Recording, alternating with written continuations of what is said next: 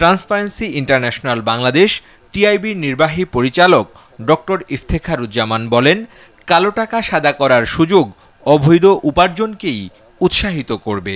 বৈধ আয়ে ৩০%, বিপরীতে অবৈধ আয়ে ১৫% কর। এমন সিদ্ধান্ত কোন নৈতিকতার ভিত্তিতে, সে প্রশ্নও রাখেন তিনি। শুধুমাত্র বৈষম্যমূলক স্বাভাবিক বিবেচনা সেটা না, এটা হচ্ছে নৈতিকতা বর্জিত বৈষম্যমূলক। দুর্নীতিকে প্রশ্রয় দেওয়া হচ্ছে, অবৈধ উপার্জনকে উৎসাহিত করা হচ্ছে।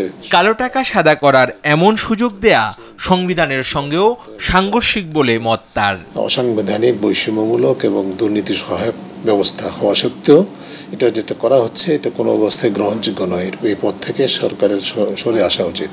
এনবিআর এর তথ্য মতে 10% কর দিয়ে 2020-21 অর্থ বছরে 11,839 জন 20,500 কোটি টাকা বৈধ করেন। এতে আদায় হয় 2,064 কোটি টাকার রাজস্ব। আর 2021-22 অর্থ বছরে মাত্র 7.5% কর দিয়ে বিদেশ থেকে অঘোষিত অর্থ দেশে আনার সুযোগও দেয়া হয়েছিল। তবে কেউই সরকারের দেয়া এই সুযোগ নেননি।